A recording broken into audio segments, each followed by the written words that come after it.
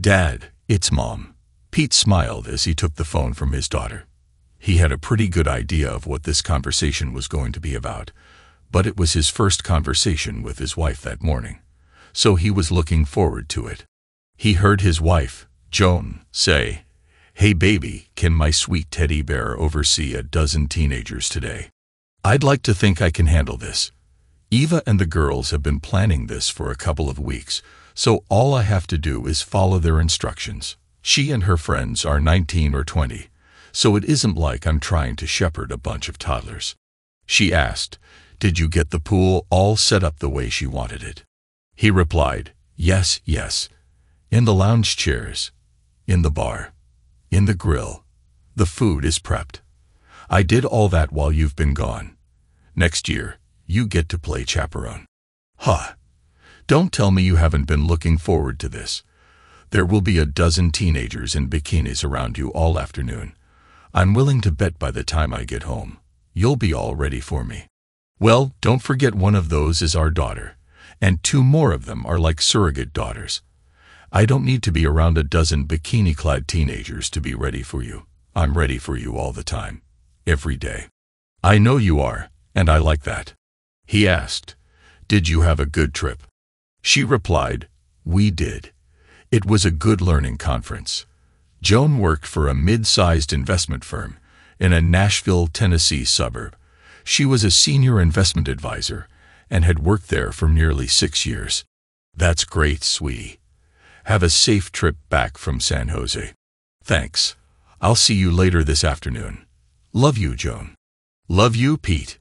Eva rolled her eyes at her dad, though truthfully, she was happy that her parents still loved each other as much as they did. She hoped she would be as in love with her spouse after 25 years of marriage. Pete was in his own mind for a moment too. Teddy bear. He had been lover until the kids were born. Then he was daddy until their oldest went to college. He's been her teddy bear ever since. He didn't mind it too much. She certainly liked snuggling next to him, and she told him that she loved sleeping with and then next to her teddy bear. So who was he to complain? He and his daughter, and her 2 best friends, had been busy for a couple of days getting everything ready for the party. It was only 2 weeks before she and her friends' college classes started, junior year for most of them. Eva wanted a big party before most of them drove off to other parts of the Southeast. She was starting her junior year studying medicine at Vanderbilt University, which is about 20 miles north of her parents' house in Franklin, Tennessee. She lived with her longtime best friends in an on-campus apartment. She was a very cute girl, and like her mother, was about 5'6", and curvy. Lily and Carrie, the above-mentioned best friends, spent the night, and had been helping that morning also. Lily was a tall, slender, and very attractive African-American, with very pretty light pecan brown-colored skin and wonderfully long, curly hair. At 5'10", she was a good inch taller than Pete, for which she teased him mercilessly. He didn't mind. He loved her and loved having her around. She was like a sister to Eva, and another daughter to him. She and his daughter had been as thick as thieves since 3rd grade. She was on a track and field scholarship at Vanderbilt, which paid for a portion of her tuition. She ran the 800-meter, 1500-meter, and the mile. When she was younger, she would run some with Pete. But as she got older, he told her he couldn't run with her anymore because he was holding her back. She missed running with him. She was a very smart young lady and was majoring in math and computer science. Carrie, Eva's other best friend, was the first friend Eva made on her first day of elementary school. Carrie had dropped her sandwich that their housekeeper had made for her, and Eva gave her half of hers because her parents had always taught her to help others. When Lily came along, they became their version of the 3 Musketeers because they were nearly inseparable. Carrie only made a 1300 on her SATs, but with her parents' money and old money connections, she still got into Vanderbilt. They teased her that she could have scored a 600 and she still would have been admitted. As a prank in high school, rather than being voted most likely to succeed or some other useless award, she was voted most likely to buy an island. She was a little blonde doll with a cute figure on her tiny 5'2" frame. They were a good group like three sisters, and Pete loved having the three of them there with him. Under the backyard pavilion and outdoor kitchen, attached to the side of the 2-story pool house, all of which was mostly built by Pete over the years, they had the table ready to serve lunch, and the rest of their friends should be showing up any minute. It was a gorgeous August day, and the lounge chairs were set up. The pool was clean, and Pete had mowed and manicured the yard. Eva seemed to have inherited her mother's organizing and event planning abilities, and she had kept her father moving the last 2 days. She was his little girl, and she bragged on him when she had the chance. He tended to be more bashful than boastful, and was very assured of his capabilities, but not braggadocious about them. She guessed building and running his small consulting firm would do that for some men, not that what other men did mattered to her. She knew the fathers of most of the girls coming over, and if there were a vote amongst them as to who had the best dad, hers would likely get a majority of first-place votes. After helping serve a lavish spread of food and non-alcoholic drinks, Pete said, "Okay, ladies, I'm going back inside. Let me know if you need anything." Lily asked, "Are you sure you don't want to stay out here and eat with us?" "Thanks, Lily. This is for all of you to enjoy. I'm good." This afternoon was for them, girls only. He had kept himself busy in his office, out of which he could see the pavilion and a portion of the pool. Once the girls had started taking off their cover-ups and clothes to reveal their swimsuits, he moved around to the den to watch the Braves lose another game, because he didn't want to appear to be a creeper. He had been watching for about 20 minutes when he heard a commotion out by the pool. Standing to investigate, he saw a large young man grabbing Carrie's wrist and trying to pull her away from her friends who had surrounded the two of them and were yelling for him to stop. Pete ran outside, and as he approached the group, he yelled, "Hey, the hole. Let her go."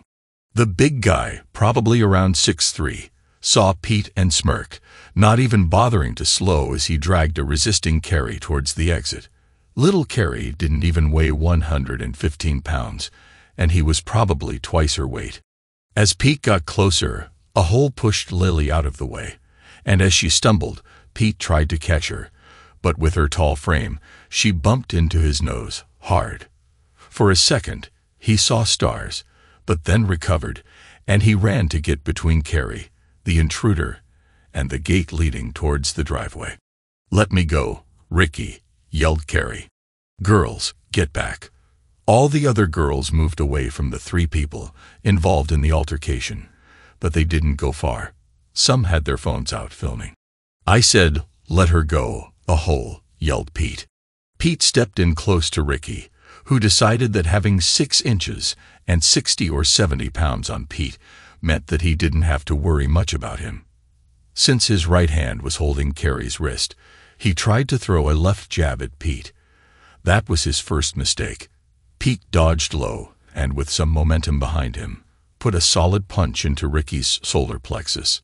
A big whoosh of air rushed out of his mouth, and he hunched back, absorbing the blow and releasing Carrie, not wasting any time. Pete put a hard knee to Ricky's nuts, which took him down to his hands and knees. "Get the hell out of my backyard, a hole." Ricky slowly got to his feet and said, "You aren't as big as my old man said you were. I'm going to enjoy slapping you around." The big guy prepared to take another swing at Pete, but it was telegraphed so far in advance that Pete had to wait before he could respond. It was clear this guy didn't have any training, thankfully. As Pete ducked under the big roundhouse right hook, he put his right foot behind a hole's right leg and shoved as hard as he could. Ricky was already off balance from the missed swing, and he fell backwards over Pete's leg, landing with a hard thud onto his back. When Pete said, "Just leave. I don't want to have to hurt you," several of the young ladies giggled at the shorter man threatening the outmatched giant. Those giggles weren't helping. As Ricky climbed to his feet, he said, "You move pretty good for a teddy bear, but my dad calls you a little teddy bear." Pete was wondering where he got his information. How would he know about? Ricky came for him again, but now Pete was getting pissed. He knew he needed to end this before he lost his temper and his self-control. Ricky tried to fake a right jab but did it poorly. When he threw a left jab, Pete dodged it. What Pete was waiting for was what came next. Another right hook that seemed to start down in Birmingham and slowly whizzed by Pete's head. As Ricky's arm went past Pete's head, he stepped in and delivered a devastating combination to a hole's right side where his kidney and liver are located. Pete thought that was probably the hardest he had ever hit anyone with his hands. Ricky dropped like a stone. It took a solid 45 seconds just to get to his hands and knees. Nobody was giggling anymore. As he pushed himself onto his knees and prepared to stand, Pete grabbed one of the hole's hands, bent it behind his back, and put enough pressure on his fingers to almost break them. Once on his feet, Pete marched Ricky through the still-open gate and pushed him out onto the driveway. After Pete let him go, Ricky was moving like an old crippled man holding his side. Ricky had enough fighting, but he wasn't done talking. "You may call your wife your sweetie, but my dad calls her his sweet kitty." Surprised. "Oh, just because she tells you she's traveling doesn't mean she is. Sometimes they stay in town so she can enjoy his big tool uninterrupted for a couple of days close to home." Pete said, "Yeah, right. If you want to keep talking smack about my wife, we can step back into the backyard. Keep yapping, a hole. Anyway, I wouldn't believe you even if you said you had proof.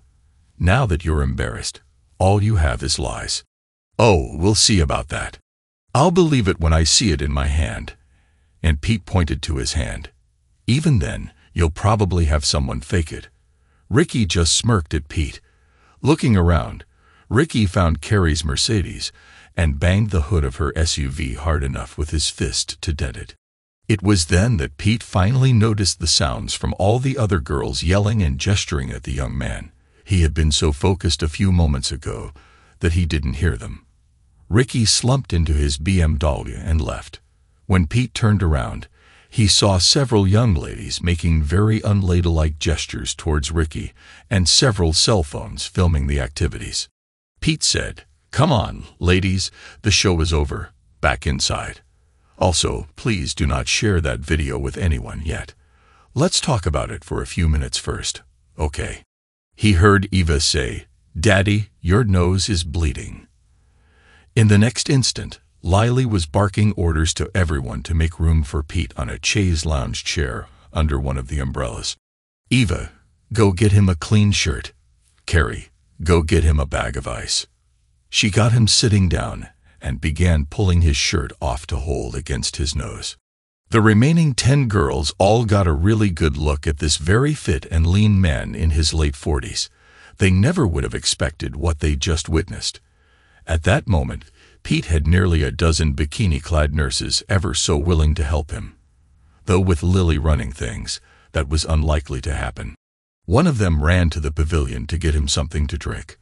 Another was trying to ease him back so that he could lie down. The rest were chattering away about what happened and staring at Pete. When Carrie and Eva returned, he put the ice on his nose and asked, "Who the hell was that a hole? Who raises a piece of crap like that? Carrie, what did he want with you?" Eva stepped in to answer the first two. "That a hole, as you like to call him, is Ricky Farmington, the son of Andrew Farmington, Mum's boss." "Oh, shit. Those earlier accusations just went from some stupid kid talking smack to maybe a stupid kid that knows something. Shit, shit, shit." He didn't want to let his concern be known to Eva, nor the others. Carrie said, "The reason he was after me was because we went out one time, a couple of weeks ago, and when he asked me out again, I declined. I tried to do it nicely, but he wasn't very nice about it. I'm sorry he came here. I'm not sure how he found me, but I'm guessing one of the crew here put today's party on social media."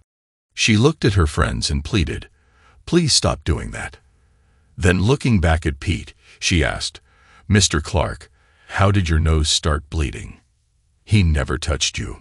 Pete said, "I think that was from when I tried to catch my other daughter, Lily. She fell into me, and the side of her head hit my nose." He smiled at Lily. "I'm so sorry, Dad." Lily had called him Dad for several years. When he pushed me, you were so close, and when you tried to catch me, we got tangled up. I didn't mean to bump your nose." Pete squeezed her hand. "Don't worry. It wasn't your fault. It doesn't feel broken, just sore." Lily was pleased to hear that. "Worried about the videos," Pete said. "I know this is asking a lot of all of you, but please don't share a video of what happened with anyone outside of this group. No posting to social media. No emails. No texting to your friends. Nothing. Please." "Why, Daddy? You didn't do anything wrong." "From the looks of things, you could have really hurt him if you wanted to," said a curious Eva. He replied, "In the first place, I don't want any of those smears regarding your mother being posted out there. We know they aren't true, but they still wouldn't sound good. Also, someone with that kind of temper could try to retaliate against Carrie or me or any of us if that video were posted online or started getting around. Don't you see? He would be embarrassed and want some payback. He still might. But I'd hate for one of you to be leaving a movie theater or college class at night and have him sneak up behind you and hurt you because he was angry and stupid or drunk. Sure, he would be arrested later, but with a temper like that, he could be dangerous and do some permanent damage." Eva asked, "Are you going to call the police?" "I'm afraid so. We don't have to decide about pressing charges right now, but he assaulted Carrie and Lily and tried to assault me." A couple of girls giggled at Ricky's attempt to assault the smaller man. He also damaged the hood of Carrie's SUV, not to mention trespassing, and I'm sure other things. I'll get someone to come out and take our statements. It shouldn't take long. I'm sorry, but we need to do this. You can still lay out by the pool and have your party." He asked, "Carrie, is your wrist all right?" "Yeah, I think so. He grabbed it pretty hard, so it might bruise, but nothing else." Pete nodded. Carrie asked, "Mr. C, where did you learn how to do that? Ricky is a big guy and in good shape. I know he's won several fights." "It's kind of boring. You sure you want to hear this?" A dozen bikini-clad ladies were nodding their heads up and down. Not a bad sight to watch. Pete shrugged. "When I was in high school, I was teased occasionally about my height. Both of my parents are short, too, so I knew that wasn't likely to change. I was always in good shape because I ran track in junior high and later cross-country in high school. I was pretty good, too, competing in the state finals. But one night when I was a junior, I had a date with a nice girl. And as we were leaving the movie theater, a couple of big holes, like Ricky, wanted to harass us. They did for a minute, and I tried to ignore them and push my way through. Being on a date, I didn't want to start anything, so I let them push me a little. Fortunately, I had a couple of friends that were there too. They saw what was going on, joined us, and the two holes left. We finished our date, and I went home. I was more than a little angry. I told my dad about it, and the next day, he found a martial arts studio for me near their home in Knoxville. He told me, "Be the best you can be, but if you ever get good, don't go looking for trouble. Defense of you and others, only." I promised, and I took 2 lessons every week until I went to college at Georgia Tech. While in college in Atlanta, I found a studio that taught several other disciplines including Silat, a close combat style, as well as judo and jiu-jitsu. They didn't ascribe to any single style, and their focus was on self-defense. I trained there my 4 years in college. The instructor was a really old guy about my height, and his daughter was about Eva's size in her late 30s. He led the school, along with his daughter, and she was the most amazing fighter I've ever seen. Fast, fearless, and deadly. I watched her spar against big, fast guys with black belts, and it was rare they ever laid a hand on her. And when they did, they usually wished they hadn't. I knew I wanted to learn from her. So for 4 years, I took 2 to 4 lessons per week. I was pretty good for a while. He was being modest. When I married Joan, we still lived in Atlanta, but I cut back to 1 lesson per week. The entire time we've been married, she's never seen me in a match. She knows I practice in our basement gym. but that's it. Eva, when you started college a couple of years ago, I found a local studio and began studying again. I'm not as good as I was, but I do okay. Eva said, Daddy, I never knew. You didn't need to, sweet pea. Do you remember when we took you and Dunny to Paris when he was in 9th, and you were in 7th grade? She nodded. Do you remember that night we drove out to that Moroccan restaurant in the shady-looking section of the city? She nodded again. I told your mother that I didn't want to go there, because I thought it wasn't a safe place to go at night. Of course, she disagreed. The discussion was a little heated after a while, but I finally relented, like I usually do. It was a great restaurant. I enjoyed it. But do you remember what happened on our way back to the car? Eva answered. Those two guys, a tall one and a short one, came up behind us and yelled at us to stop. You gave Mom the car keys and told her to take us to the car, start it, and begin honking once we were inside. That's right. While the three of you got away, I was planning to stop them or slow them down. If I wasn't there right away, I knew she would call the police, though I wondered how long it would have taken for them to show up in that part of town. After you guys left, the tall one pulled out a knife and said, Money. I doubt he spoke much English besides that. I held my hands up like I didn't want any trouble, but eventually he got close enough that I had to take him on. I kept him between me and the short guy. Pretty quickly, I took his knife from him and put it into the side of his knee. I'm surprised you guys didn't hear the scream he let out. When the short guy pulled his own knife, I hit him, and his knife fell away from us. Well, the tall guy screaming aroused the curiosity of several of their friends, who started running towards us. At this point, I started running towards the car, hoping you guys were in it. I felt in control with the first two guys, but with 6 or 7 more coming my way, I thought discretion was the better part of valor. So it was time for me to leave. I sprinted towards the car, and when I heard the horn, I made a beeline for it. Your mother had pulled onto the street and was ready to go. I hopped into the front seat and told her to punch it. Since she and I have been married, that is the only other time I faced anything like that before today. That was a little fib. What he didn't tell them was that one time after Donnie and Eva were born, just before they moved to Nashville, he and Joan were out dancing one night when they still lived in Atlanta, and one of her former boyfriends from college, Bobby Taylor, then an Atlanta Falcons football player, approached them. Joan didn't think anything about it, but when he asked Joan to dance and she accepted, Pete was fuming. They only danced a few minutes, but later when Pete saw him go into the restroom, he followed.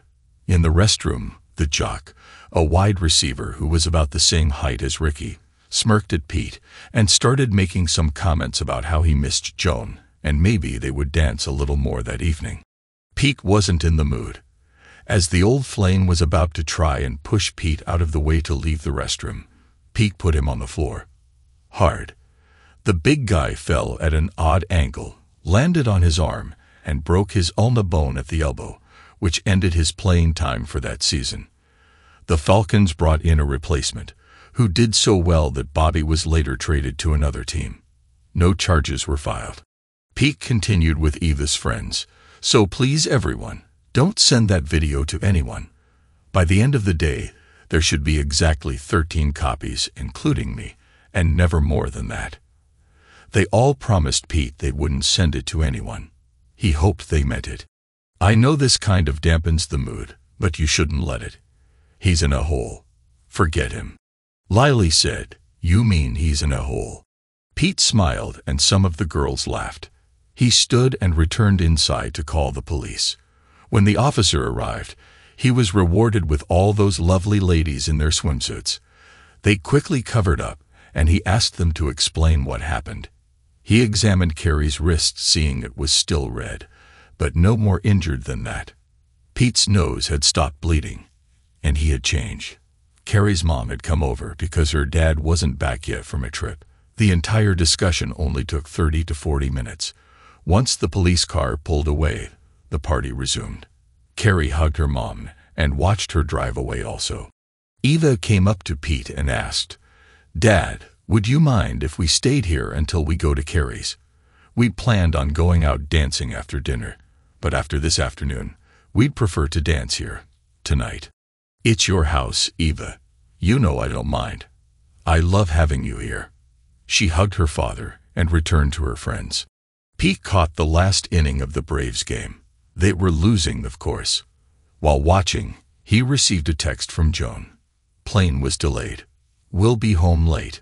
He sighed. That little seed of doubt was starting to bother him. And he hated that.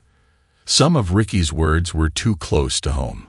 He needed his wife to get home so they could talk. Pete danced with a few more of Eva's friends, or more accurately, they were dancing with him. They tried to teach him the electric slide, again, but he couldn't ever quite get it right, which amused everyone, including Pete. Around 10 p.m., they needed to get to Carrie's, whose huge house had a ton of bedrooms. Pete received very nice hugs, kisses, and thank yous from all the young ladies as they left. Having had a little help, it didn't take much to clean up outside. As he was putting the last of the trash into the trash bins, he heard the garage door open. Joan was home. He walked out to help her with her bag, and she gave him a big hug and quick kiss on the lips as he approached. She said, "I missed you, baby. How was the party?" "It was interesting. I'll tell you about that in a minute. They just left to go to Carrie's for the night." "Oh, I thought they were going out dancing." He said, "They decided to dance here." "I'm sure you minded that. Did you turn off the lights and watch them from inside?" That irritated him a bit, but he replied no. "Lily pulled me outside with her, and I danced with most of them before they left." "Well, I'll bet you're in quite the mood. If I weren't so wiped out from the cross-country flight and the delays, I'd be happy to take care of you." Pete wasn't really in the mood either. He said, "Let me get your bag inside, and I'll pour you a glass of wine. I have quite the story to tell you." She was curious regarding what had happened and followed him in. Once he returned to the living room, she was regarding what had happened and followed him in. Once he returned to the living room, she was sipping her wine and watched him sit across from her, rather than by her. "Oh, this must be serious," she snickered. Pete proceeded to describe what happened, including calling the police but leaving out the dialogue from Ricky. She was shocked that someone could be so brazen as to just barge into their backyard and attack Sweet Carrie. Then Pete revealed the name of the assailant. "His name is Ricky. Ricky Farmington. Andrew's Ricky." Shock, then disbelief crossed Joan's face. "No way. I cannot believe he would do that. There must be some mistake." Pete said, clearly, Andrew forgot to teach him a few things. Then he thought to himself, like manners, respect, how to fight, and when to keep his big trap shut. Joan thought for a second. "Wait a minute. Ricky's huge. You mean to tell me that you took him out of the backyard, like trash?" She giggled for a moment. Then she giggled some more. And then she started laughing. "What?" She said, "You're making this up, right? My husband, all 165 pounds of you, beat up that tank. He looks like he's almost twice your size. Okay, what's the joke?" Pete was not as amused. She could see his disappointed expression and said, "Oh, come on, Pete. I'm not trying to hurt your feelings, but be realistic here." Pete stood and said, "Good night, Joan. Don't pout, sweetie. I don't mean that badly." How else could he take it? "I'll be there as soon as I finish this glass." She was shocked when he replied, "Don't bother." While Joan went into the kitchen to put her glass in the sink, she called to him, but he didn't reply. When she got upstairs to their bedroom, he wasn't there. He was in a guest room. She asked, "Pete, what are you doing in here? I missed you and was planning on snuggling with my teddy bear tonight." Teddy bear.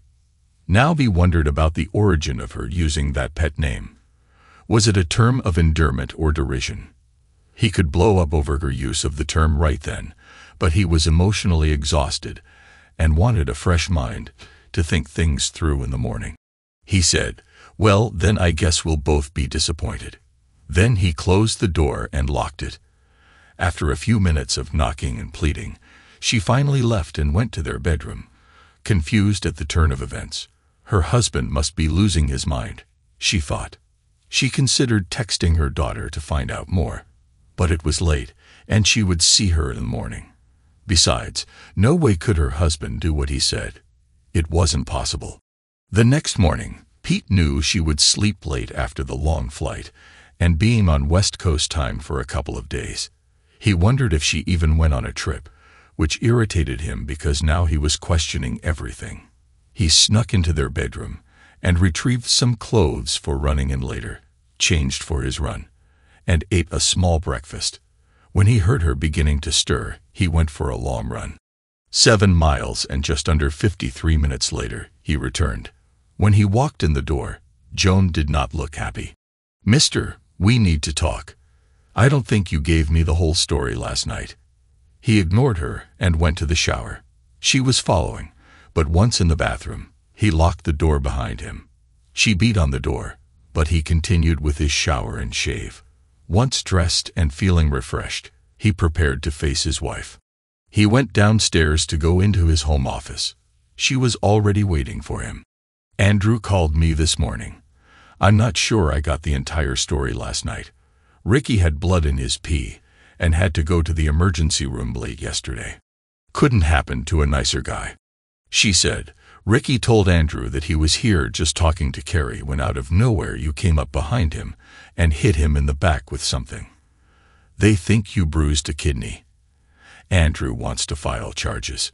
Pete replied, "Why am I not surprised that the little a-hole is lying about the incident? He's probably embarrassed that your little teddy bear threw him out, as you said, like garbage. Andrew's very angry. Why did you do that? Why did you attack him?" "The reason I attacked that poor boy was because he was attacking Carrie. You know, the Carrie that we love like our own daughter and have for over a decade. No, the Carrie that we love like our own daughter and have for over a decade. The Carrie that we took with us and Eva and Lily to Spain for 2 weeks to celebrate Eva's and their high school graduation. That same Carrie was being dragged out of our backyard by that disrespectful piece of crap, and I put a stop to it. Are you saying that you believe their story and not your husband? Do you believe I sucker punched him?" Joan said, "I'm sorry, Pete. No way could you do that face to face." Pete wanted to throw in her face how in the hell did that stupid kid know the things he knew. Pete was furious that he had to let that slide for now, because all he had was a bunch of hearsay from Ricky, and not enough to accuse her of anything without her easily being able to sidestep the accusation. And if true, she would be more careful in the future. The whole situation stunk. But if the accusations were true, then they were finished. "So, you don't believe that I could do it face to face, man to man? No offense, honey. I love you like no one else, but he's huge, and you're in great shape. But you're no match for him. Remember Paris? You were running as fast as you could with that little guy chasing you trying to get to the car before he caught you. That was after I took care of the big guy. He was never going to catch me, and I was running because—" Pete stopped. This was pointless. It was already clear what she thought of him. Regaling his hard-fought and won battles wouldn't do any good.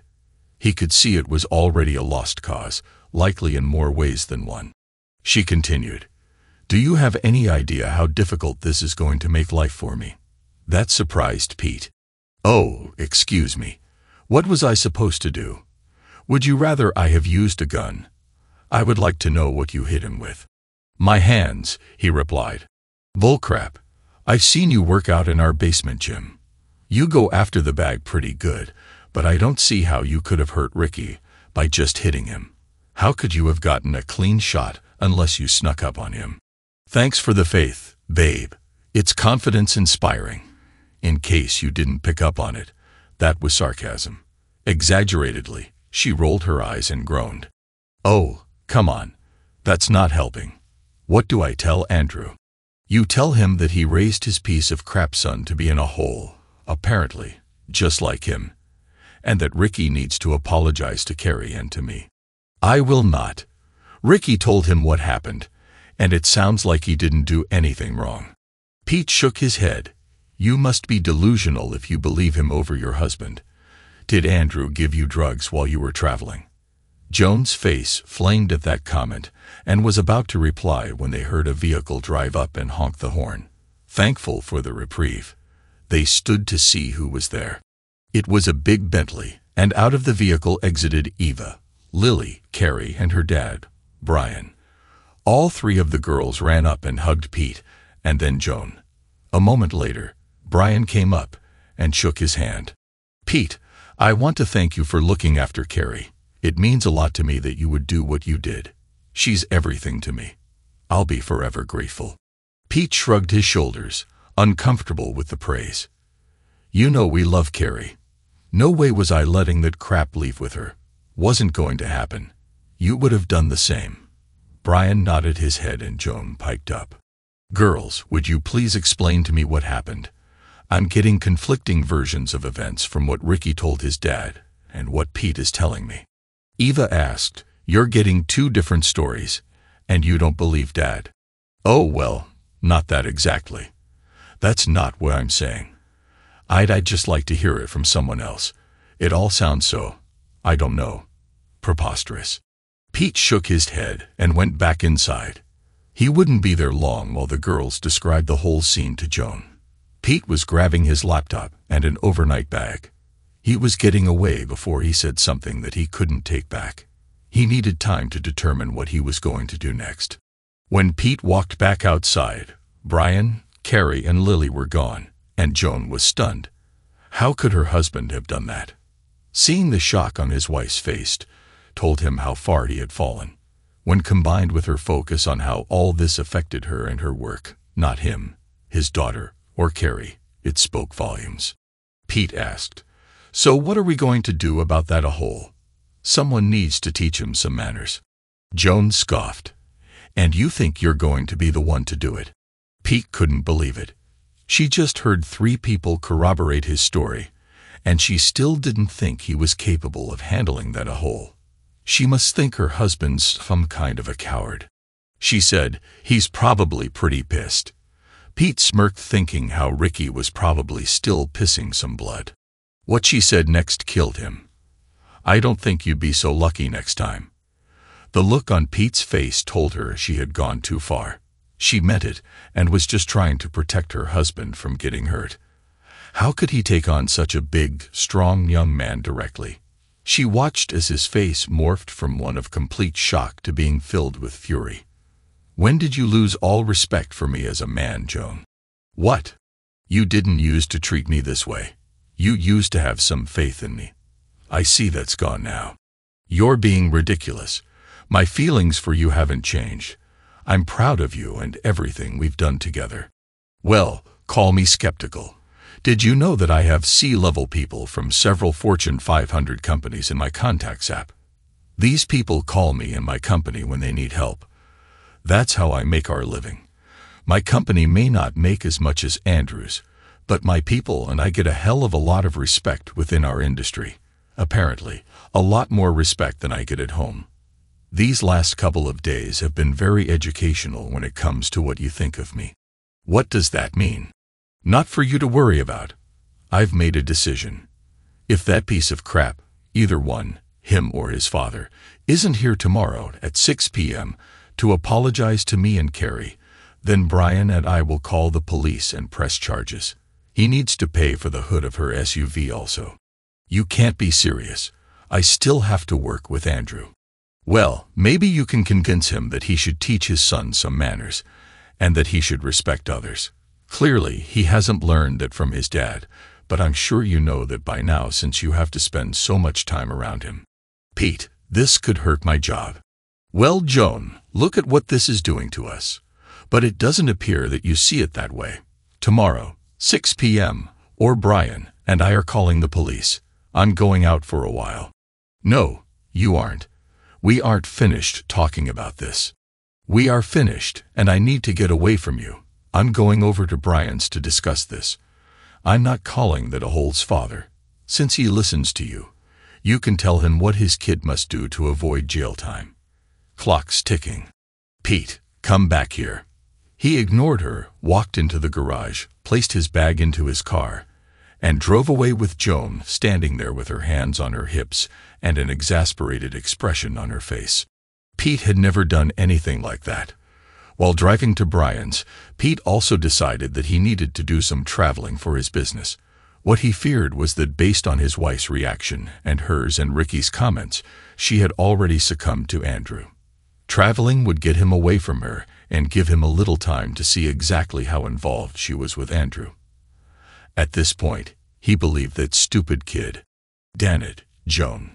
Brian and Pete talked and agreed upon 6 p.m. tomorrow, or they would call the police. Pete went to a local hotel and sat at the desk and worked with the Braves game playing in the background. Around 5 p.m., his phone rang. He had blocked Joan's phone in the home phone, so he could have some peace. He wondered who it was. "Hey, baby." "Hey, Daddy." She said, "I'm driving back to the apartment. Are you nearby?" At Vanderbilt, Eva shared an apartment with Carrie and Lily on campus. All Vanderbilt undergrads are required to live on campus. The three of them, undergraduates, being together in one of those very nice apartments was an unusual arrangement when campus housing requests seemed to be decided by random rolls of the dice. Supposedly, there is a very convoluted selection process for getting into one of those coveted apartments. He guessed that Brian simply asked how much he needed to donate to the university to make it happen. And it happened. Brian and his wife were born into money, a lot of old-school money, and he had also done very well in entertainment law there in Nashville. He came from a long line of Williamsons and had contributed significantly to the Williamson Medical Center in the Williamson County seat of Franklin, Tennessee. Pete answered her. I'm at the Residence Inn near the mall. Room 413. I'll be there in a few minutes." 10 minutes later, he heard a knock on the door. When he opened it, Eva hugged him fiercely. "I don't understand, Daddy. Why doesn't Mom believe us? I'd say she doesn't think very highly of my ability to protect my family."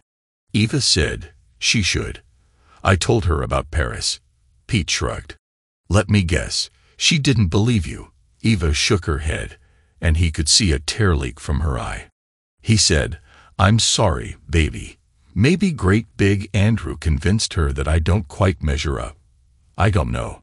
You don't believe what that a-hole said, do you?" For the second time, what he wanted to say was that he thought the reason that Joan had lost all respect for him as a man was because she was likely screwing someone a lot bigger than he was. He wanted to tell his daughter that it appeared that her mother was a 304, but he didn't say that. He said, no, he was just talking smack. Pete hated lying to his daughter, but he didn't want her thinking those things about her mother.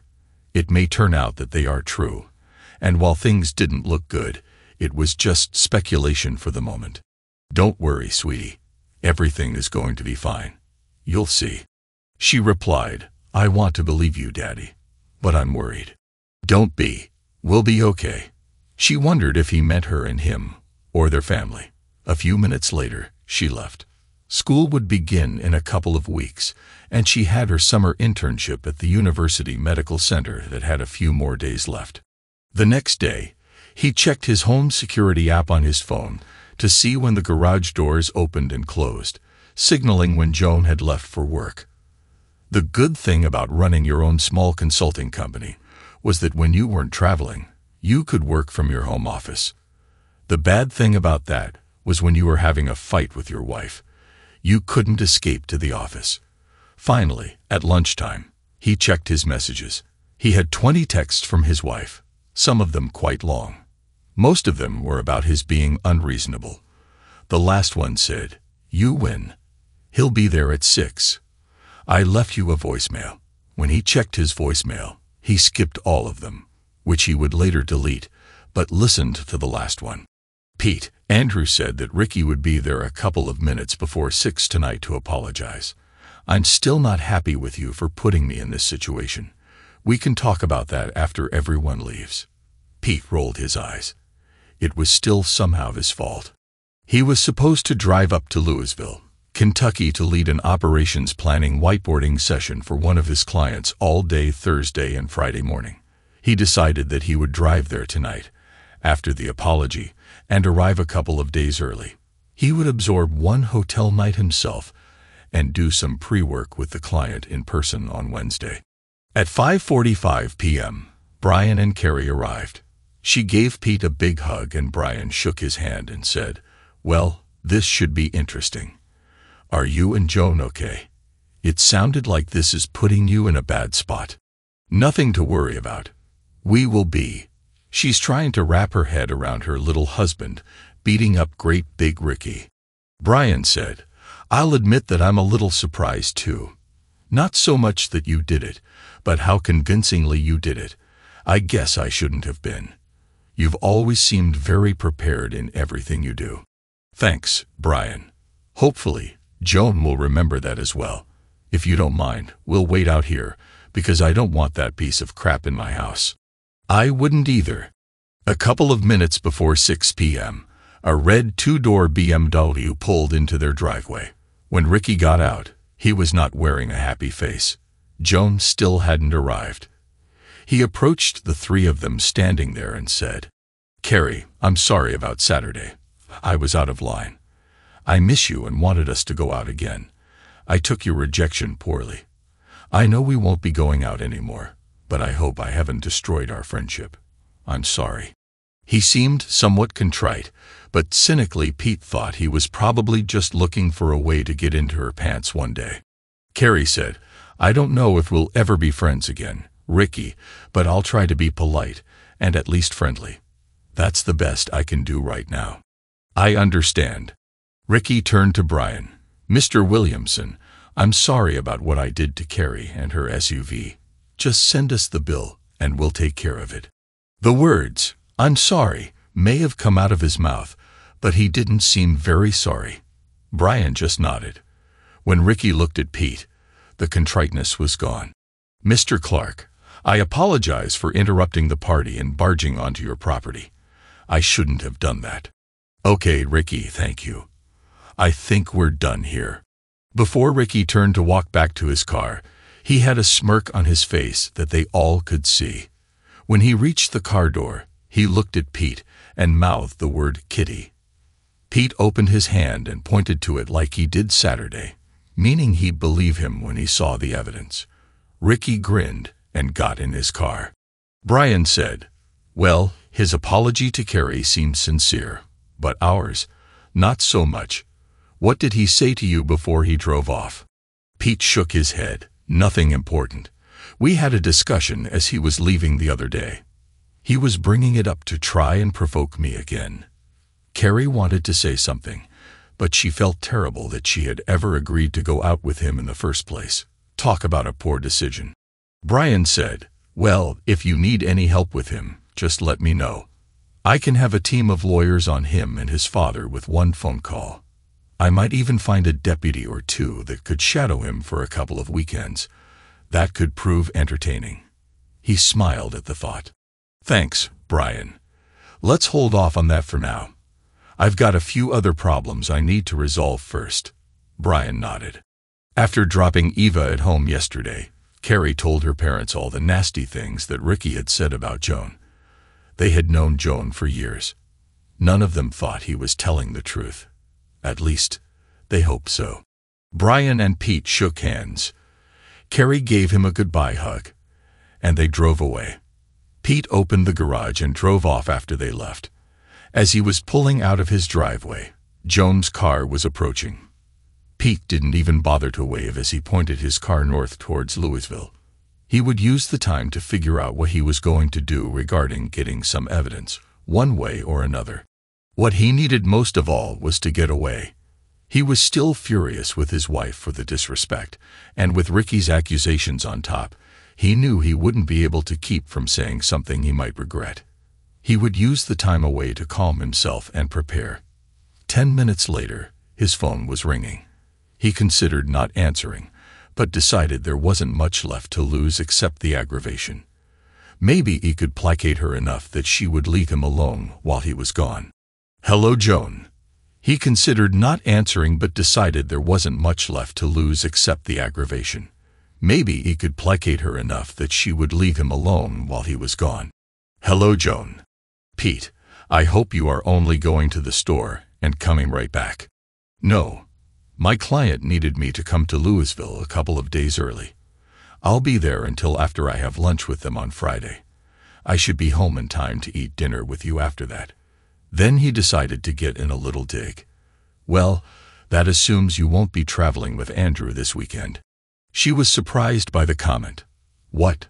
No. You know I only travel every 6 to 8 weeks. Why would you say that?" "It's nothing.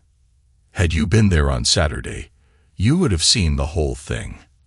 I'm still a little upset over your taking Ricky's side." "I know you are, and I'm sorry. Andrew isn't very happy either, but that is understood." "Did Ricky show up and apologize?" Pete said. He gave what seemed like a sincere apology to Carrie, but I suspect that was because he'd still want to try to have sex with her someday. He told Brian and me he was sorry, but that was the most disingenuous apology I've ever received. You and Andrew should be happy that he's not going to jail. He's just a kid, Pete. He's a 20-year-old young man that needs to get his anger under control and learn to respect others. Joan let out an audible sigh. "I want to talk to you about all of this tonight. Can we talk when you get home on Friday?" "Sure. I'll miss you, Pete." Pete thought that she wouldn't. "Have a good week, Joan." Then he hung up the phone. Joan was surprised at how he ended their conversation. This whole thing was upsetting her sweet husband. While she still thought he wasn't very understanding regarding how the whole situation impacted her work, she knew this would just be a bump in their long road together. On Friday, she'd prepare him something nice to eat and plan to give him a nice night in the bedroom as well.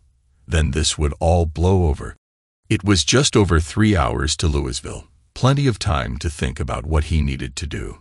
He was pretty sure that the brat, Ricky, knew too much for it to just be idle gossip. It didn't say very much about his father that he would share that kind of info with his son. But if Andrew was the kind of man that slept with married women, the fact that he isn't the greatest father wouldn't come as too much of a surprise either. The only thing he truly suspected was that Joan and Andrew screwed while away on trips. Of course, they could be having sex in town, as Ricky said. Andrew was divorced, so they wouldn't even need hotels. Damn. However, he suspected that Ricky would be looking for proof to rub Pete's nose in it. He could try to fabricate something, but Pete would be on the lookout for that.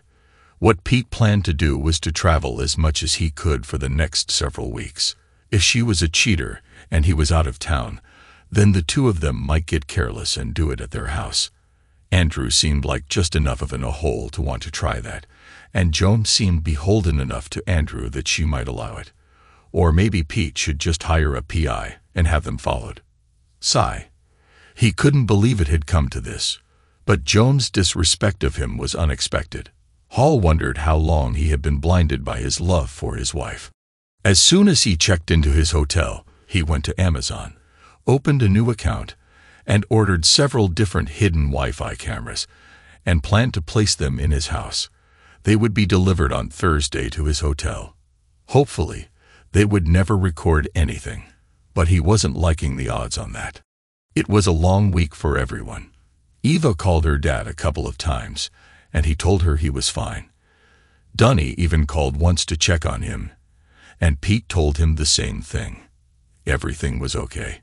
Joan left text and voice messages telling him that she loved him and missed him. They were conveniently left during the times when Pete was with his clients. He was glad of that because he didn't want to talk to Joan. On Friday, he made the 3.5-hour drive home, dreading what might be waiting for him. But it went better than expected.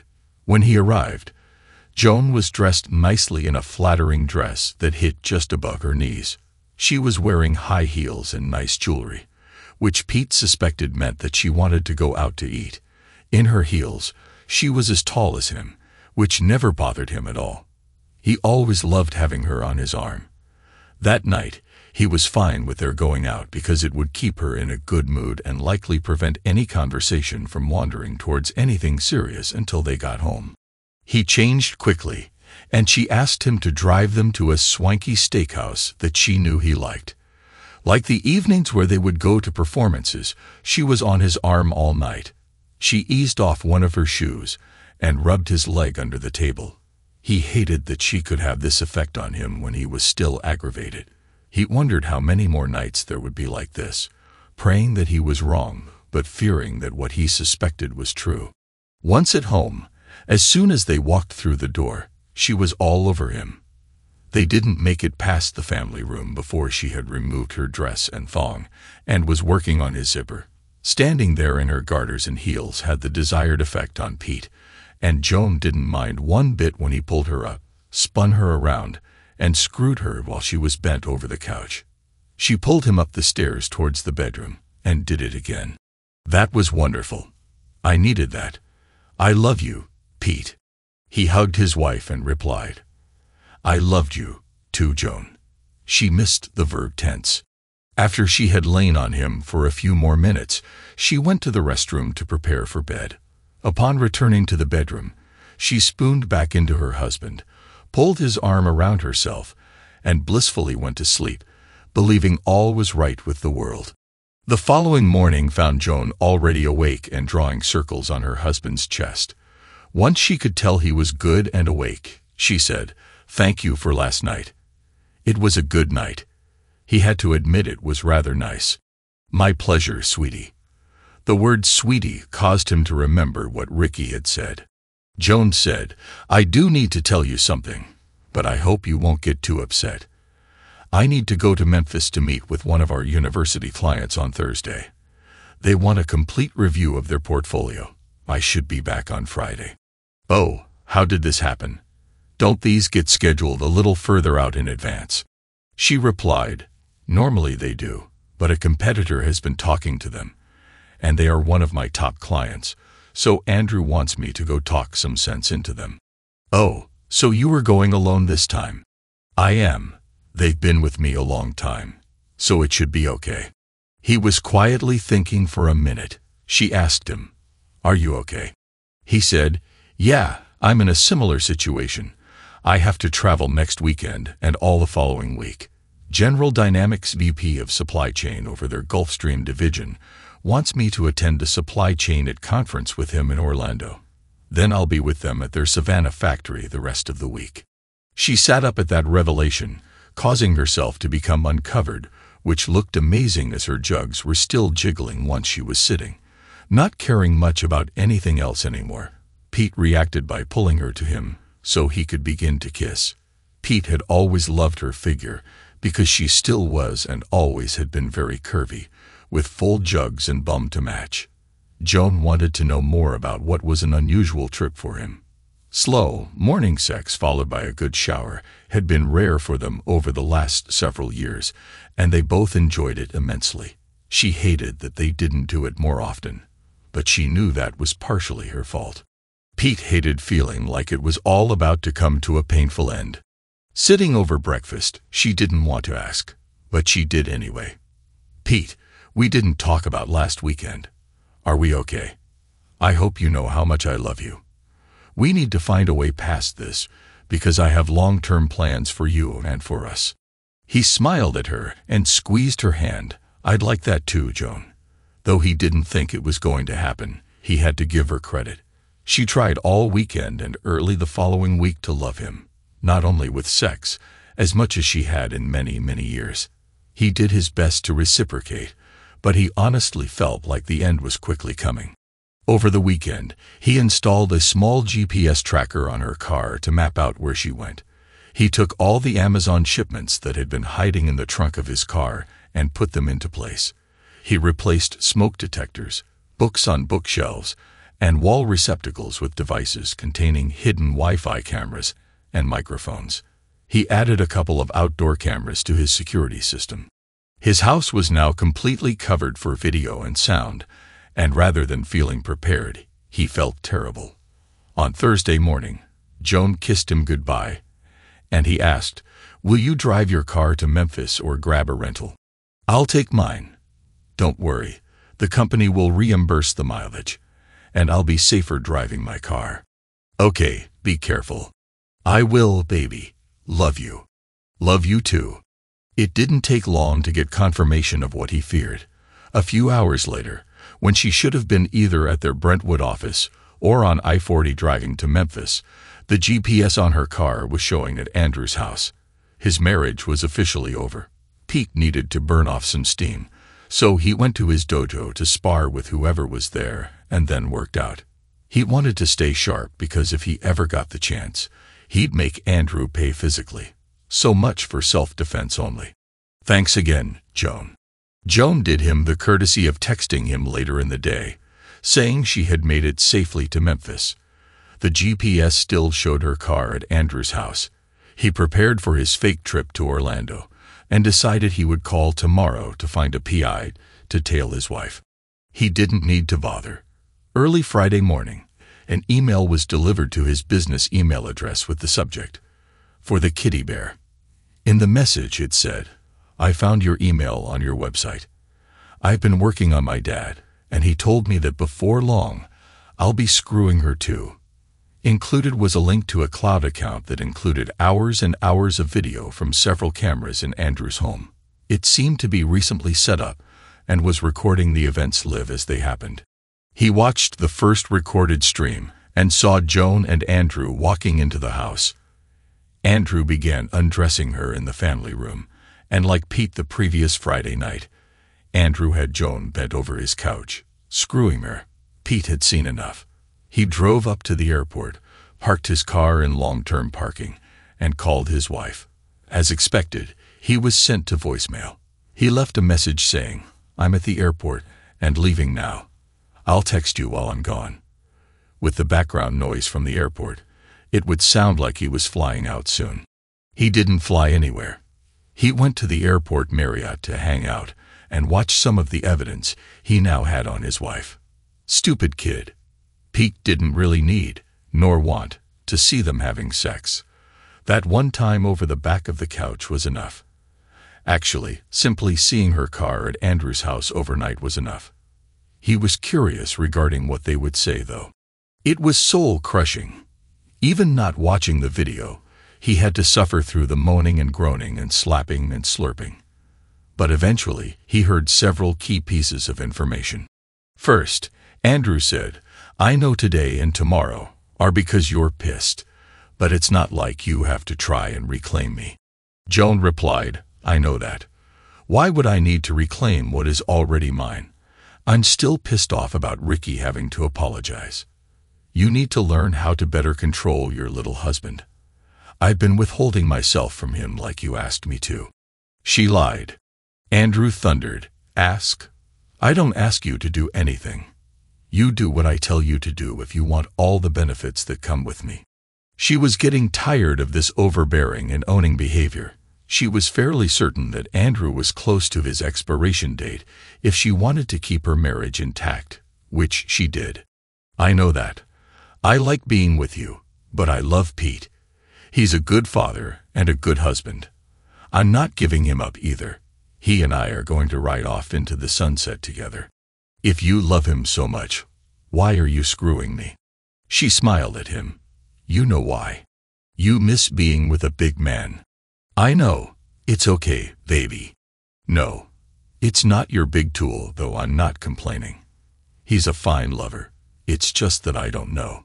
Sometimes I like being with someone who I can still look up to when I'm wearing my heels.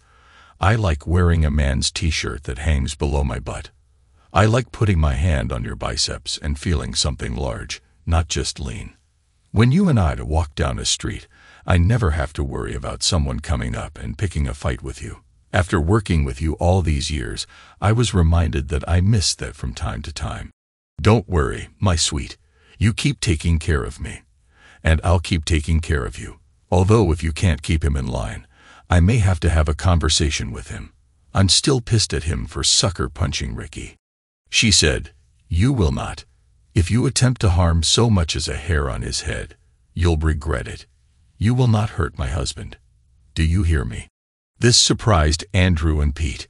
Andrew said, "Fine, fine. If he means that much to you, I won't hurt the little man. But don't you forget who you belong to." That statement irritated her because she didn't belong to anyone. But if she did, it was to her husband. Also, get him under control. I don't want him sneaking up on me and hitting me in the back. That wouldn't end well for him. She said, "I told you that the girls told me you didn't do that. I don't know how, but he supposedly beat him fair and square." Andrew laughed. "I'm sure they just corroborated their stories. No way could that little kitty beat Ricky. No way. He's not a kitty. But if he is, he's my kitty bear. You let me handle him." Andrew laughed. "As long as I get to handle you. I'll live with that for now." She wondered what he meant by "for now." She didn't have to wait long. The second interesting exchange was after he left the message from the airport. Based on Andrew's attitude, Pete expected what came after.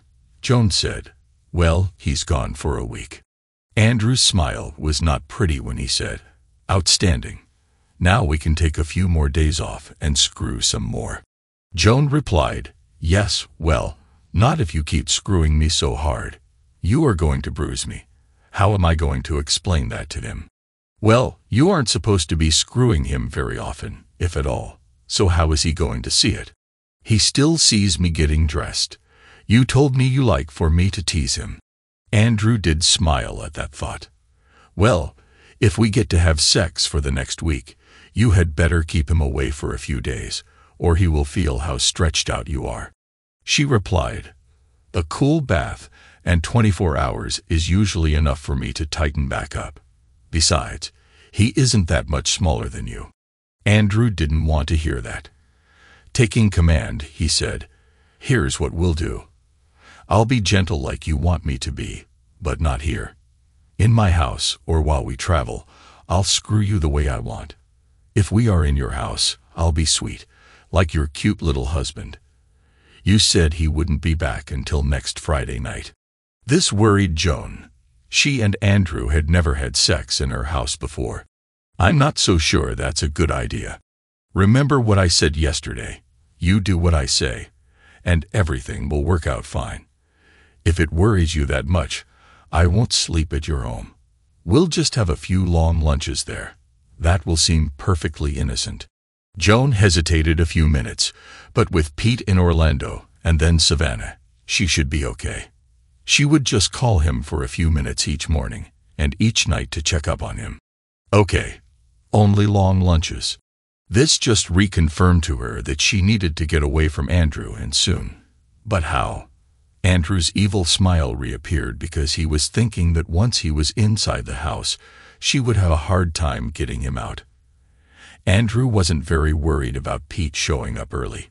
He could handle angry husbands, especially one the size of Pete.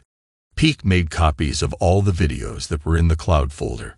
Once they left Andrew's house, he would delete the server files, which meant that unless Ricky was saving them elsewhere, Pete should have the only copies.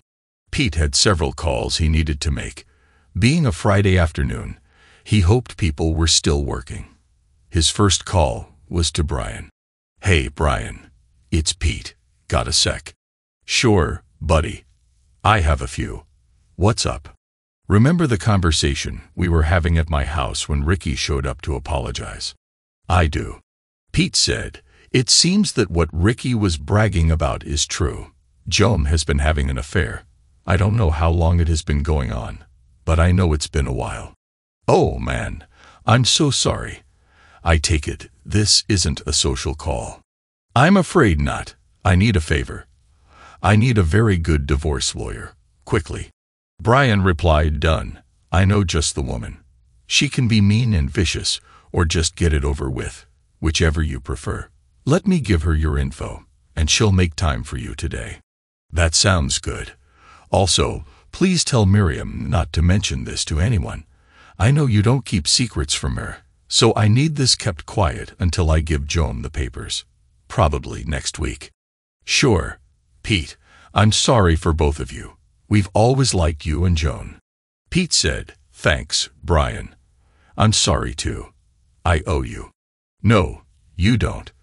We've been friends for a long time, and our daughters have been for even longer. This is just me helping a friend. When this is all said and done, you can buy me a beer or two if you want. I think I might enjoy that. Consider it done." Brian put feared family lawyer Charla Steele in touch with Pete, and she began to prepare divorce papers. That evening, he could see Joan's car had returned to their home. Just before Pete was planning on going to sleep, his phone rang. It was Joan. "Hey Pete, how's Orlando?" "Hot and humid, with a chance of rain, which is pretty normal for late August." "How's Memphis?" She replied, "You mean Nashville. I got back this afternoon. It's lonely without you. I wish we could have another Friday night like last Friday night." "Yeah, I'd like that too." Pete would love to go back to a month or so ago, when he thought his wife was faithful, and have a night like last Friday. But there was no going back. They talked a few more minutes, and she professed her love for him. "Love you, Pete." "Love you too, Joan." When he disconnected the call, he was terribly sad. But the more he thought about it, the angrier he became. The next day, Saturday, he went back to the airport and rented a car. He needed to get to a dojo and practice some. He couldn't use his car or go to his normal one for fear that someone there might know his wife or daughter and spill the beans on his being in town. He made a few calls and found one near the Opry, away from their home and her work. That would let him come. He spent Saturday and Sunday sparring and working in their gym. They were good workouts, and he felt pretty good about his current level of ability. He would text Joan, and she would text back. He could see her car at their home, and the cameras showed that she was there alone on Saturday, but apparently Eva visited her on Sunday. That made him sad. He was about to lose his family. He didn't anticipate losing the kids, but with the upcoming divorce, their family unit would be no more. After a few minutes, his sadness changed to determination. He thought, "Oh well, I guess you have to deal with what life gives you," which is what he was planning to do. On Monday morning, Pete received an unexpected phone call from Brian. "Pete, I needed to give you a quick call. Joan called Miriam last night. She asked her if we would float her resume to our investment advisors because she felt it was time for a change. Miriam said she would look into it. What do you think? I realize this doesn't excuse the affair, but maybe she is trying to get away from the jerk." Pete thought a minute. He thought about his family, what he planned to do, and how his life was likely to play out. While she would never be his wife again, it would probably cause fewer problems with the children if she could get away from Andrew. "Yeah, go ahead. The damage has already been done, but I think that might make life easier on everyone." Brian replied, "I understand." By Monday afternoon, Charla had the divorce papers prepared, and Pete wondered if the liaison at his house would happen soon. Joan called him that night, saying she missed him and loved him. He tried to return the affection. Dunny called him too, and they had a good chat. He suspected that Eva had some idea of what was going on, regardless of his protestations. But Dunny, unless Eva told him, and she probably had, he was going to be blindsided by all of this. Darn you, Joan, he thought. Pete didn't sleep well that night. Pete worked from the hotel on Tuesday morning, and around lunchtime was alerted by the GPS on Joan's car leaving her office going towards their home. They could ride together, but that might seem risky, so he suspected they would take their respective cars. His home security cameras alerted him to 2 cars pulling into his driveway. He made preparations to drive home. He wasn't in any hurry. He expected them to take several hours. Around 2 p.m., Joan said, "We should be getting back. People will begin to look for us." Andrew replied, "Don't worry about it. I own the company. Nobody will question me." "True, they won't question you, but they might wonder about me. I don't want anyone telling my husband." "Why? You don't think he would divorce you, do you?" Yet another confirmation that Andrew had no real interest in her beyond sex. "I don't know. I know he wouldn't want to. He might get by a one-time mistake, but if he knew how long, I don't think he would forgive me." Andrew said, You've kept him in the dark for 3 years. I think you can manage." "Yes. Well, maybe I can if we only see each other once a month or so like we used to. The last few weeks have been dangerous. I'd like to keep it so that nobody but us knows, which is why at least I should get back to the office." Andrew smiled, thinking about Ricky knowing and maybe participating sometime soon. Joan was a good employee but not irreplaceable. Her future with the firm could be tied to how she behaves going forward. He thought he had her in a good place. She couldn't make waves at the office because it would eventually get back to her husband.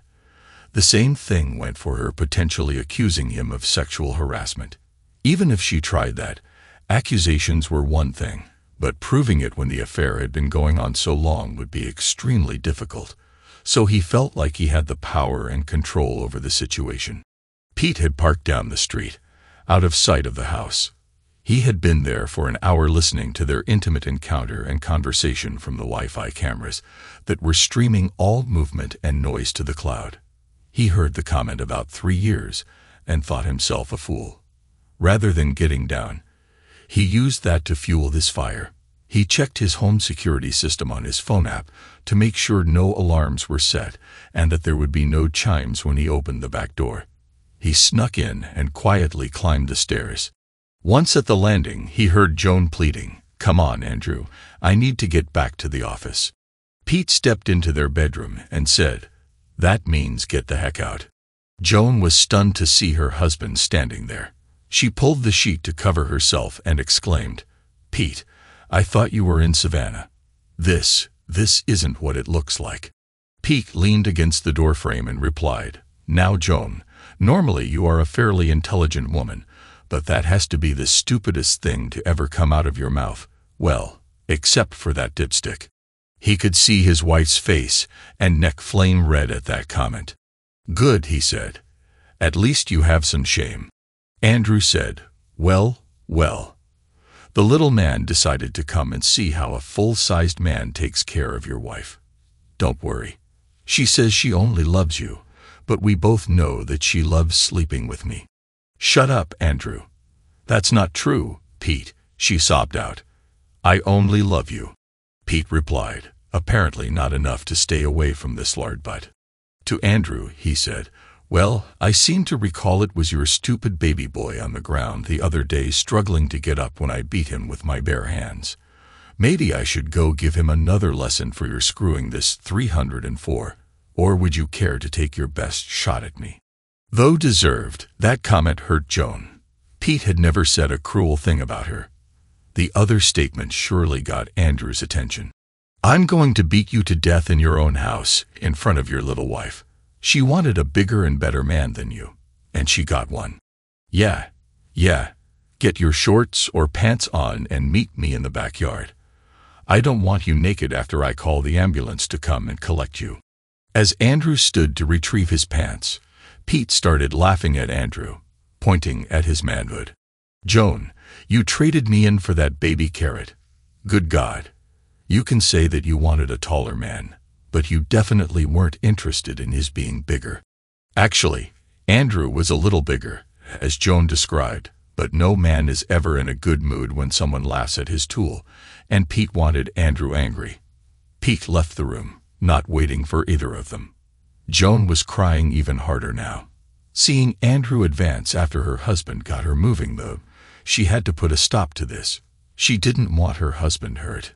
She lunged for Andrew, but only managed to scratch the top of his shoulders and back with her fingernails. Surprised by her actions, Andrew instinctively turned and backhanded her hard, which knocked her back against the headboard of the bed, hurting and stunning her to the point of near unconsciousness. Pete was already moving quickly down the stairs, and lucky for Andrew, didn't hear Joan being hit. He didn't want his home destroyed during the upcoming altercation, because Pete had no intention of this ending quickly, nor did he have any intention of vacating his home. Pete inserted a mouthpiece, just in case. Then he sprinted into his backyard, as if he were being chased, in full sight of his new security camera facing the backyard. Andrew wasn't far behind him. Andrew said, "I'm going to enjoy beating on you, Pete. After I'm done, I'm going to bring Joan here and screw her on one of the chairs by the pool so you can watch." Speaking around the mouthpiece, Pete said, "I don't care if you screw her or not. She doesn't matter to me anymore. What I'm doing here is teaching you not to screw married women. I expect it to be a painful lesson for you." In the backyard, Andrew smirked and walked up to Pete, hoping to simply grab him and beat the crap out of him. He thought that his superior reach should be a big help in the fight. As expected, Andrew at least showed a little more experience than Ricky and had his hands up in a typical boxing position. With his shirt off, Pete could see that Andrew had huge arms and shoulders to match his frame. Clearly, he spent some time in the gym, but the flab around his midsection suggested that he spent most of his time on the weights and had very little cardio. Well, except for screwing Joan. That would give the advantage to Pete in a longer fight, and also suggested that his midsection could be soft. As long as Pete could avoid those big meaty fists from getting too close, he should be okay. For the security system's recording, Pete had his hands up as if he didn't want to fight. When he heard Andrew, he wanted to make sure it looked like it was self-defense. He only planned to release the video if Andrew tried to make up a story or file charges. Hopefully, nobody would ever see the video. Andrew rushed at Pete, throwing several jabs and trying to grab him. Pete easily stepped backward, avoiding them. Andrew paused for a moment, and with Pete's hands up, Andrew appeared to again be the aggressor. Pete was just waiting for his moment. Andrew would rush, throwing punches, and Pete would move out of the way or parry the punches with his arms. From the camera, Pete still looked as if he was trying to stay away from this much larger attacker. As long as he was careful, Pete could do this all day. But he could already see Andrew breathing hard. After a few minutes of this dance, Andrew's big right-handed haymaker came, as expected. It looked just like Ricky's, though from a stronger opponent. Just like he did against Ricky, Pete hit Andrew hard in his right kidney. While Andrew did bend over in pain, he didn't go down. That was no problem for Pete. Since Andrew wasn't recovering quickly, Pete jumped up, and when he descended, delivered a vicious elbow down into the kidney area with a loud thunk. Pete was hoping that the 12th rib was fully floating now after that strike. Andrew did go down this time onto his hands and knees. He wasn't trying hard to get up because he couldn't. His side was on fire. How did that little guy hit him so hard? Andrew thought. Pete stood, waiting for Andrew to stand. With this being recorded, he needed Andrew to continue to look like the aggressor, but that was becoming harder to do. Eventually, Andrew stood and put his hands up like he planned to box again, but Pete could tell that he wasn't moving well. Now, Pete was enjoying Andrew throwing punches. With his rib hurting, the jabs weren't very hard. They almost looked more for show. He knew each punch thrown had to be excruciating, especially for someone not used to being hit or in pain. With Andrew moving more slowly, Pete could now return jabs, but each jab was purposefully to the side that was hit earlier or to the kidney area on the opposite side. With each blow, the grimaces turned to anguish on Andrew's face. Andrew realized he wasn't going to win this fight. He hoped he could get close enough to the smaller man to rush him, grab him, and take him down to the ground because he realized he simply wasn't fast enough to hit the speedy guy. Also, his side was killing him, and he was starting to have a hard time breathing. Back in the bedroom, after regaining her wits, Joan threw on a robe to hurry down the stairs. On the way out of the bedroom, she grabbed her phone, calling 911, and saying that her husband and her boss were fighting in her backyard and to send an ambulance. She froze as she went by her husband's home office and quickly ran inside. The next time Andrew tried to rush Pete, it was more of a lumbering attempt, and he was off balance from the pain. Pete tripped him up, and when Andrew landed on his hands and knees, Pete pretended he was the kicker for the Titans. He wound up and got in the crushing groin shot he had wanted. Andrew's reaction was to cry out and curl into a fetal position with his hands trying to protect himself. Too late. Andrew wouldn't be getting up without help, nor was it likely he would be getting back up anytime soon. Pity. Pete said to a moaning Andrew, "Who's the bear now? I'm a freaking Kodiak compared to you. You're lucky I don't drag your butt into the pool and drown you." Pete sat on the ground about 10 feet away, listening to Andrew whimper and moan in pain. Normally, he would have hated to see anyone hurting that badly. He felt nothing for this man, except maybe that a little justice had just been served. He was waiting for either the police or the ambulance to arrive, hoping that Joan had called them. He was surprised that he hadn't seen her. Where was she? What happened next stunned Pete. Joan was running out of the house with a shotgun in her hands and a black eye beginning to show. She was going towards Andrew, pointing the gun, necessitating Pete to jump up and calm the distraught woman. She was yelling, "You will not hurt my husband. I'll kill you. Do you hear me? You will not hurt my husband." Not much chance of that happening. Pete hugged her to him, causing the gun to point down towards the ground, and he gently eased the gun out of her hands and set it on the ground away from them. Several minutes later, when the police officer arrived and approached them, she was still repeating, "You will not hurt my husband. You will not hurt my husband." It seemed she was coming undone. The officer removed the shells from the shotgun and then checked on the injured man. Speaking to dispatch, he heard the ambulance was only a few minutes away. By now, Andrew was coughing up blood, which surprised the officer because the only visible marks on him were on his sides, which were red, and it looked like some early bruising was setting in and some deep scratches on his upper back. He saw the forming black eye on Joan and spoke to her first. "Ma'am, are you okay?" That stopped her murmuring and seemed to rouse her. She replied, He. Then she sobbed for a moment and pointed towards Andrew. "He assaulted me. When my husband showed up, Andrew chased him." Pete was bewildered by the response. Assault? It was purely consensual, he thought. The officer asked, "Ma'am, you need to get to the hospital so the abuse can be documented." "Okay. Can my husband take me?" "Sure, but you need to go as soon as possible. Right now would be better." "I'll stay here by the attacker until the ambulance arrives," replied the officer. He looked Pete up and down and said, "You're looking pretty unscathed. Let me guess, you're a black belt, or something." Pete shook his head and said, "Or something. I know how to protect myself and my family, but I can promise you that I'm much more damaged than you can possibly imagine." The officer nodded, and Joan wept on her husband's shoulder, knowing that it wasn't Andrew that had hurt her husband. She was the one that had damaged him. Pete took Joan inside to put on some clothes to go to the hospital. She asked him if he would come with her to help her change, but he shook his head, no. He didn't want to go with her upstairs because he didn't want to see the bedroom where she had been with her lover. Joan looked like she had aged 10 years as she descended the steps. The ambulance had arrived, and as they walked past the officer, Pete asked, "Can we have his car towed away? I don't want it here when we return. Joan doesn't need to see it." Not that he was that concerned about Joan. He just wanted it gone. The officer said he would take care of it. In the car, they drove in silence until almost halfway to the hospital. Joan said, "Speak to me, Pete.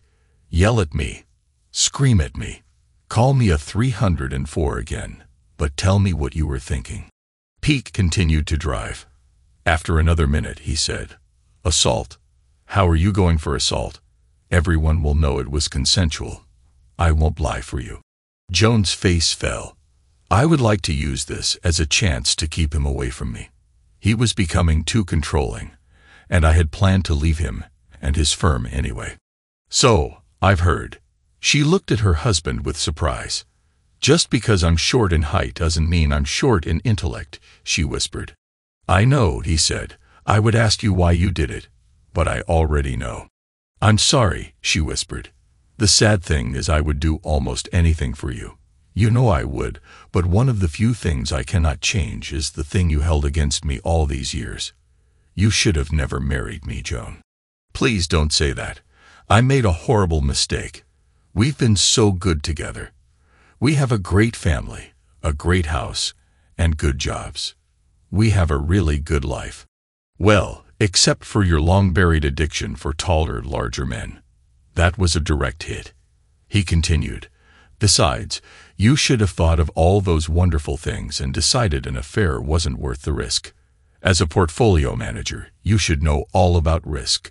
I know, I was so stupid. Can you please forgive me? Pete shook his head. Maybe one day, but not anytime soon. She asked, so does that mean there is a chance we will stay together? No, that isn't going to happen. But why? She asked. He scoffed. Why do you think? Because of the affair? We can go to counseling. We can overcome this. Joan, this wasn't just an affair.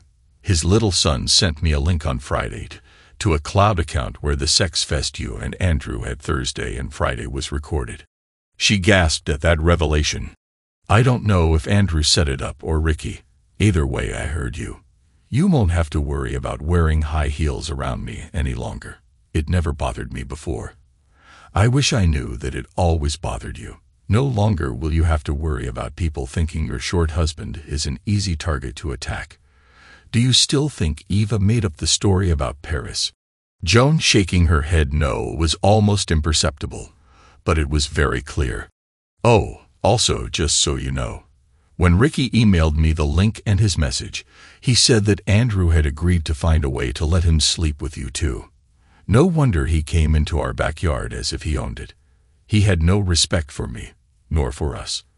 Why should he, when his father didn't either? And who disrespected our marriage first? That would be you, Joan. She was devastated at the realization that she had disrespected Pete first. Also, she was appalled at the idea of Ricky thinking he could have sex with her. She didn't like Ricky. Now she knew why he had been hanging around so much. She couldn't believe she had fallen so far. Pete, I don't know what to say, except to keep saying that I'm sorry. You may be, but sorry isn't enough. You lost faith in me. You lost respect for me. Even though I'm a better man than him in every way, that just wasn't enough for you. Was it? Joan looked out the window as the tears streamed down her face. She asked, what now? I had planned to give you divorce papers today. I'll hold off a little while on those depending on how the next few days go. We are still getting divorced, but giving you the papers on the day you were supposedly assaulted probably wouldn't look good in family court. He asked, so how you plan to pull off assault? And what was with the shotgun? Do you plan to send an innocent man to jail? I wanted to send him to the morgue, but you are just as guilty as he is. That comment made her want to leap from the moving car. Joan said, there is nothing innocent about him. All you have to say to the police is that I was crying when you got to the bedroom. You didn't see anything else. Once Andrew saw you, he came after you. I'll take care of the rest. That way, you don't have to lie. That is a lie, he said. I know, but I was pleading for him to leave. The tears would have been coming soon thereafter. I have this black eye to prove he hit me and skin from his back under my fingernails to show that I tried to fight him off. Pete said, and don't forget your inner part full of his mess to show that he slept with you. Oops, I mean assaulted you. Joan lost it at that comment and started sobbing. Pete asked, you still haven't told me why you got the shotgun. Pulling herself together, she said, crazy things can happen in fights. I wasn't going to let him hurt you. I didn't know how long I had been out of it, so I grabbed it, not knowing what the scene would be like when I came outside. Well, was it what you expected to see? They both knew the answer to that question. Pete did appreciate her desire to protect him from harm, but she should have felt that way 3 years ago, and not started an affair. A few minutes later, while still in the car, Pete called Brian. Brian, it's Pete. Joan and I are on the way to the hospital. We are both okay, but we need a good attorney, and we need him or her fast. I'll give you the details as soon as I can, probably later today. Oh, man, sorry to hear that. I'll make a few calls. Are you going to Williamson's Medical Center? We are. Brian said, okay, good. I'm glad you're keeping it in the family. Sorry, that was my poor attempt to lighten the situation. I'll make sure that someone will meet you shortly. "Don't talk to anyone until you talk to your attorney." Pete replied, "We understand, and thanks, Brian." Pete disconnected the call and looked at his soon-to-be ex-wife. "You understood that, right? This is a dangerous game you are playing, and you need to get your story straight before you tie yourself up in lies and end up in jail yourself.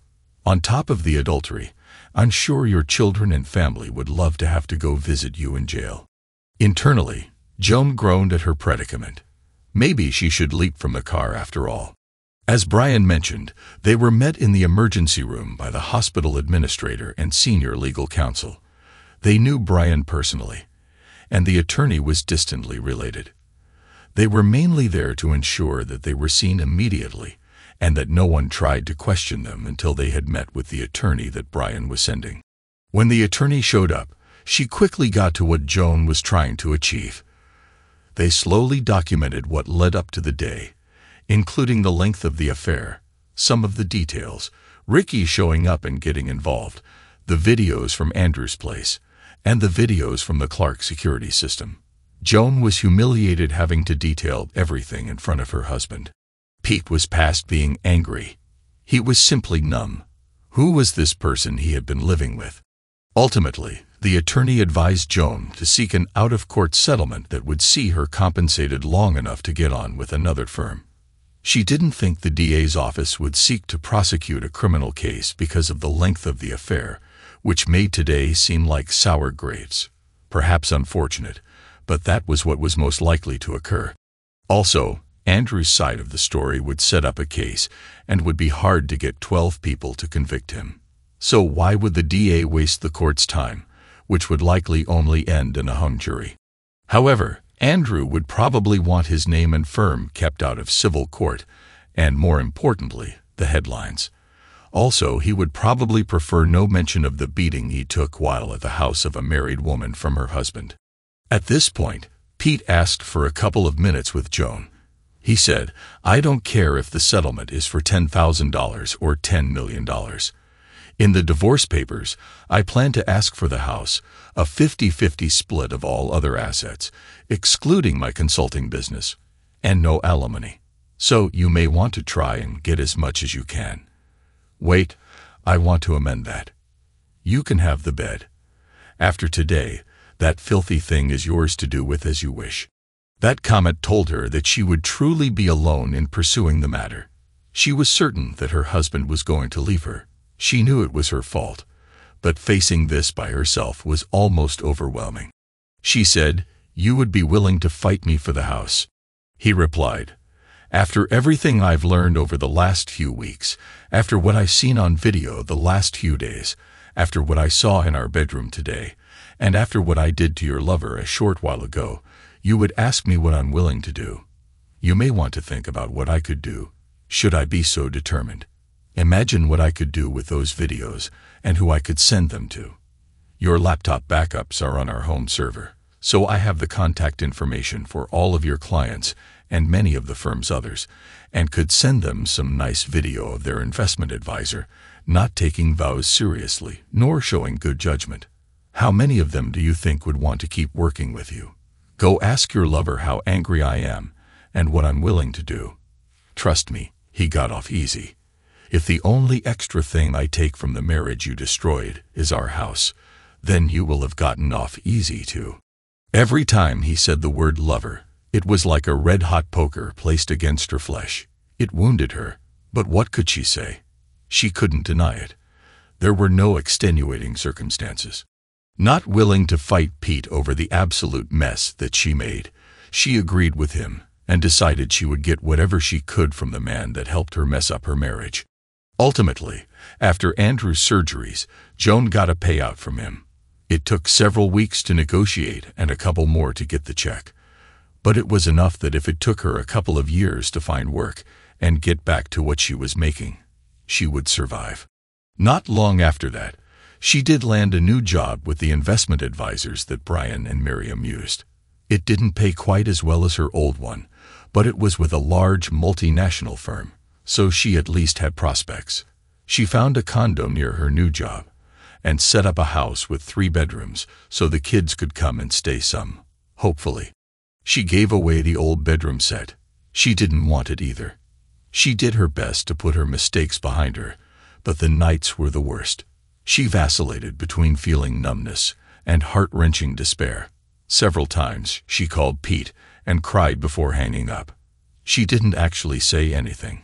She would probably need to see a therapist and hopefully receive a lot of sympathy or hugs from the kids and a few of her siblings that lived nearby. One of the things that helped her with her new company was that she poached some of her old clients from Andrew, which was pretty easy because they liked her and were ready to leave Andrew's firm because someone tipped a reporter to seek a Freedom of Information Act request looking into a police report involving Andrew at the house of a married woman. It seems the officer wrote a rather detailed description of the incident, including the attacked but avenged husband, the abused victim, claiming assault, and brandishing a shotgun to ensure that her husband was not hurt. The sensational story started in the papers and eventually made it onto the local evening news. Once out of the hospital, Andrew's only answer to questions was, "It is a private matter." No comment. As for Andrew, he had multiple surgeries that ended up saving the damaged kidney, stabilized the rib, and restored partial functionality to a testicle. There was hope that he would one day achieve an erection, but he may need another surgery, and it would likely be painful. For Pete, it had been the longest few weeks of his life. He tried to stay on the road as much as possible. The next several months and into the Thanksgiving holiday were painful as well. He felt physically ill the day that Joan moved out. The breakup of their family unit was worse than when his grandparents died. Eva was at least partially prepared. With what Ricky said, he had planted that seed of doubt, which grew into the truth. She hated what her mom did. Hated it. How could anyone hurt her father like that? Even with her dad being the innocent party, she knew this was going to hurt him for a while. Her mom would be okay. Eva figured she would find some way to justify her actions, or maybe this would kick some sense into her. She would look after her mom also and try to forgive her. She knew that it would take a long time for their relationship to recover. Eva had prepped Dunny so that he wasn't completely caught off guard. He was livid with his mother. Being in his last semester at Georgia Tech, it was much easier to stay out of the whole mess and duck his mother's phone calls if he wanted to. The whole situation was tough and didn't help the kids with their studies. Even though he got the house and the divorce, with the kids being gone, Pete wondered if he should just sell it. Then the three sisters stepped in to try and cheer him up. Thanks to everyone who took the time to listen to today's stories. If you enjoyed it, please consider liking and subscribing if you haven't already. Feel free to share your thoughts on the events in the comments below. Take care.